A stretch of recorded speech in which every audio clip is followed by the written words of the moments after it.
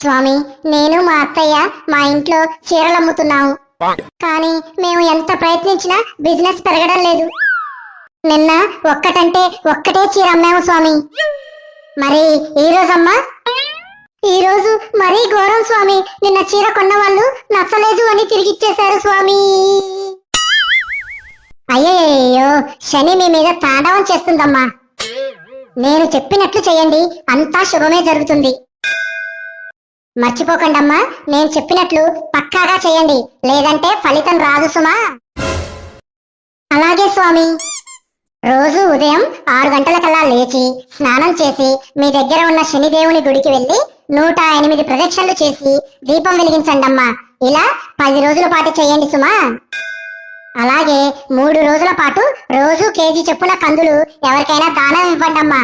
అంతా సరైపోతుంది. అలాగే స్వామి. స్వామి, నాదొక సందేహం. 6 గంటలకల్లా స్నానం చేయమన్నారు. ఎన్ని గంటలకి చేయాలో కరెక్ట్ గా చెప్పండి స్వామి, లేకపోతే ఫలితం ఉంటుందో లేదో అని మా అనుమానం. ఉదయం 5 గంటలకి చేయండమ్మా. స్వామి, స్నానం వేడి నీళ్ళతో చేయమంటారా, చన్నీళ్లతో చేయమంటారా? ఎందుకంటే సరిగ్గా చేయకపోతే ఫలితం ఉంటుందో లేదో అని మా అనుమానం. ఏ నీళ్ళైనా పర్వాలేదమ్మా, పోనీ చన్నీళ్లతో చేయండి. స్వామి, మడికట్టుతో చేయమంటారా లేక మామూలుగా చేయమంటారా? ఉష్, మడికట్టుతోనే చేయమ్మా. స్వామి, 108 ప్రదక్షిణలు చేయమన్నారు. రోజు 108 చేయాలా లేక రోజుకి 10 చొప్పున 10 రోజులు చేసినా సరిపోతుందా? రోజుకి 108 చెయ్యాలమ్మా. స్వామి, దీపంలో ఏ నూనె వాడాలి స్వామి? స్వామి, మిమ్మల్ని దీపంలో ఏ నూనె వాడాలి స్వామి?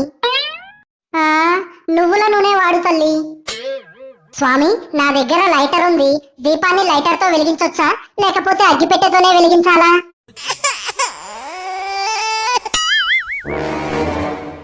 నీ తలతో వెలిగించు తల్లి. వీళ్ళ పనికి మాలిన సందేహాలు. నా తలని లైటర్ తో వెలిగించాలా లేక అగ్గిపెట్టెతోనే వెలిగించాలా స్వామి? అమ్మా, మీరెక్కడ దొరికారమ్మా? నాకు నన్ను జైల్లో పెట్టేదాకా వదిలిపెట్టేలా లేరే. అమ్మా, దీపాన్ని అగ్గిపెట్టెతో వెలిగించండి, సరిపోతుంది. ఏంటమ్మా, ఎన్నిసార్లు వస్తారమ్మా? మీకేమైనా బుద్ధుందా? గంటకి వస్తారా? రాత్రి 12 గంటలకి ఫోన్ చేస్తారా? ఇప్పుడు బాత్రూంలో ఉంటే వచ్చి తలుపు తడతారా? మీ సందేహాలు పాడుగాను. మమ్మల్ని ఏం చేయమంటారు స్వామి? మీరేమో కరెక్ట్ గా చెప్పలేదు. అలా చేస్తే ఫలితం వస్తుందో లేదో, ఇలా చేస్తే ఫలితం వస్తుందో రాదో అని మా సందేహాలు మావి. మీరు విసుక్కుంటున్నారని అర్థమైంది స్వామి.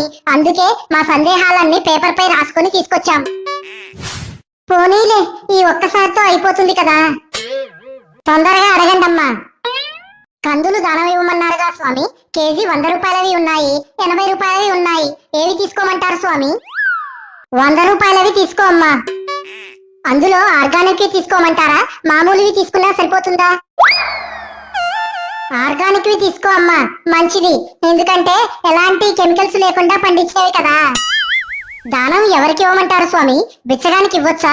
మళ్ళీ బిచ్చగానికి ఇస్తే నేను బిచ్చగాన్ని అవుతానా అని నా అనుమానం. ఏం పర్వాలేదు, బిచ్చగానికే ఇవ్వు తల్లి. అమ్మా, అన్ని సందేహాలు తీరిపోయాయా? అదొక్క సందేహం అడగమంటారా? అడగండి స్వామి. మీ భర్త పిచ్చి పట్టి మిమ్మల్ని వదిలేసి వెళ్ళిపోయి ఎంతకాలం అయిందమ్మా? 2 సంవత్సరాలు అయింది స్వామి. అయినా అది మీకెలా తెలుసు? అనుకున్నా తల్లి. వెళ్ళు. వాంబో, వీళ్ళు మళ్ళీ వస్తున్నారు. అయ్యో, పారిపోవడానికి కూడా అవకాశం లేదు కదా. ఇప్పుడు ఎలా? అమ్మా, మళ్ళీ వచ్చారా? ఈసారి ఎందుకు వచ్చారమ్మా? ఆ పుస్తకం ఏంటి? అది స్వామి, మాకొచ్చిన మరికొన్ని సందేహాలని రాసుకొచ్చాము స్వామి. ఈ నోటు బుక్ నిండిపోయింది.